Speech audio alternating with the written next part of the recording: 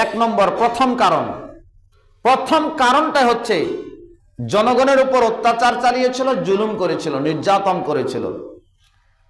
এই জুলুম থেকে জাতি যাতে অবাধে চলাফেরা করতে পারে, তাদের বাক স্বাধীনতা হরণ করতে না পারে, তারা স্বাধীনভাবে চলাফেরা করতে পারে, যার কারণে কিন্তু যুদ্ধ করেছিল। প্রথম কারণটাই কিন্তু জুলুম এবং অত্যাচারের বিরুদ্ধে সংগ্রাম করা হয়েছিল। স্বৈরাচারী শাসকের পিছনে থাকলে আর জুলুমকারীদের পিছনে আপনি আমি যদি থাকি, সেটা রাষ্ট্রীয় শক্তি হতে পারে, সেটা আপনার আমার বাড়ির পাশের শক্তি হতে পারে।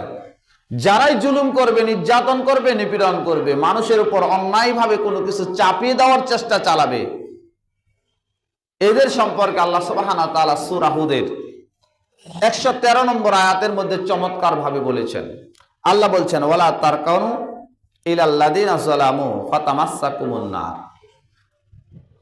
আর তোমরা ঝুঁকে পড়ো না যারা জালেম। একটা কথাই আল্লাহ বলে দিয়েছেন, যারা জালেম তাদের প্রতি তোমরা ঝুঁকে পড়ো না, তাদের জুলুমকে তোমরা সমর্থন করো না। তুমি যদি তাদের জুলুমকে সমর্থন করো, এই জুলুমকে সমর্থন করার কারণে আল্লাহ সুবহানাহু ওয়া তাআলা বলছেন, এই জালেমদের সমর্থন করার কারণে তাদেরকে যে জাহান্নামের আগুন স্পর্শ করবে, সেই জাহান্নামের আগুন তোমাকেও স্পর্শ করবে। নাউযুবিল্লাহি মিন যালিক।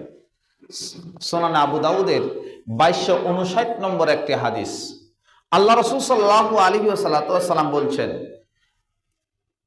কিয়ামতের পূর্ব মুহূর্তে একটি শাসক গোষ্ঠী আসবে, যে শাসক গোষ্ঠী তাদের সত্যবাদিতাকে ঢাকার জন্য মিথ্যা প্রচার শুরু করবে আর মিথ্যাটা সত্য প্রমাণ করবে। তাদের সংস্পর্শে যারা যাবে এবং তাদেরকে সমর্থন করবে, তারা আমার উম্মত নয়। সুনানে আবু দাউদ হাদিস নম্বর হচ্ছে 2259। তাহলে রাসূল সাল্লাল্লাহু আলাইহি সাল্লামের হাদিসও প্রমাণ করছে, যারা জুলুম করবে, নির্যাতন করবে, নিপীড়ন করবে, অন্যায় করবে, তাদের পক্ষে আপনাকে আমাকে থাকতে বলে নাই। আল্লাহ সুবহানাহু ওয়া তাআলা আমাদেরকে নিষেধ করেছেন। আল্লাহ রাসূল সাল্লাল্লাহু আলাইহি ওয়াসাল্লাম আরো স্পষ্টভাবে আপনাকে আমাকে বলছেন, মান রাআ মিনকুম মুনকারান ফালিয়ুগাইরু বিয়াদিহি ফাইল্লাম ইয়াস্তাতি ফাবিলিসানিহি। যদি তুমি অন্যায় কাজ দেখো, তোমার যদি শক্তি থাকে, তাহলে ওই অন্যায় কাজটা তুমি কি করবে? তোমার হাত দ্বারা প্রতিহত করবে সর্বপ্রথম। যদি তুমি না পারো, তাহলে ওই কাজটা, অন্যায় কাজটা বাধা হাত দিয়ে দিতে পারতেছ না, তাহলে তোমার জবান দ্বারা তুমি তা বন্ধ করার চেষ্টা করবে। তুমি যদি এটাও শক্তি না হয়, তাহলে তুমি কি করবে? অন্তর দ্বারা ইচ্ছা পোষণ করবে, সেই কাজটা বন্ধ করা কি হিসেবে যায়? আল্লাহ রাসূল সাল্লাল্লাহু আলাইহি সাল্লাম পরিশেষে বলছেন যে এটা হচ্ছে ঈমানের সর্বনিম্ন স্থান। মুসলিম শরীফের 78 নম্বর একটি হাদিস এসেছে, আল্লাহ রাসূল সাল্লাল্লাহু আলাইহি সাল্লাম বলছেন, মান জাহাদা বিয়াদিহি ফাহুয়া মুমিনুন। যে ব্যক্তি অন্যায় কাজ দেখার পরে তার জবান দ্বারা, হাত দ্বারা প্রতিহত করলো, সে মুমিন। অন্যায় কাজ দেখার পরে জবান হাত দ্বারা পারল না, মুখ দ্বারা প্রতিহত করলো, সে মুমিন। তৃতীয় নম্বর বললেন, যে ব্যক্তি হাত দিয়েও পারল না, মুখ দিয়েও পারল না, শক্তি নেই, তৃতীয় স্টেপ হচ্ছে তার জন্য অন্তরে পরিকল্পনা গ্রহণ করা, ঘৃণা নয়, চলে যাওয়া নয়, পরিকল্পনা গ্রহণ করবে।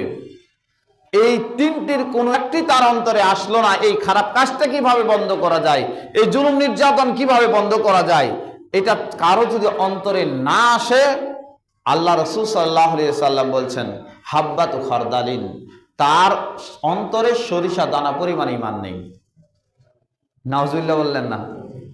তাহলে হাজী সাহেবের সামনে যদি অন্যায় কাজ চলে, ইমাম সাহেবের সামনে যদি অন্যায় কাজ চলে, আপনার মুরব্বিয়ানে কেরামদের সামনে যদি অন্যায় কাজ চলে, হাফেজ সাহেবের সামনে যদি অন্যায় কাজ চলে, পাপাচার কাজ চলে, সেই পাপাচার দেখে যার অন্তরে একটুও ঘৃণা আসবে না, বাধা দিতে পারতেছে না, মুখ দিয়ে হাত দিয়েও পারতেছে না, অন্তরে তার যদি একটু অন্তরে ঘৃণা না আসে, এই সহিহ মুসলিমের 78 নম্বর হাদিস প্রমাণ করছে, আল্লাহ রাসূল বলছেন তার সরিষা দানা পরিমাণ ঈমান নেই।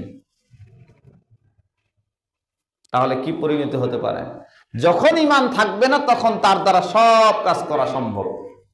যার কারণে আপনার আমার কাছে যদি অন্যায় কাজগুলো হয়, সে অন্যায় কাজগুলো আপনার আমার অন্তরে ঈমান না থাকার কারণে আপনি আমি অবাধে চলে যাই, বলে চলে যাই, করে চলে যাই, দেখে চলে যাই, কিন্তু বাধা দেওয়ার চিন্তা চেতনা মাথায় নিয়ে আসি না।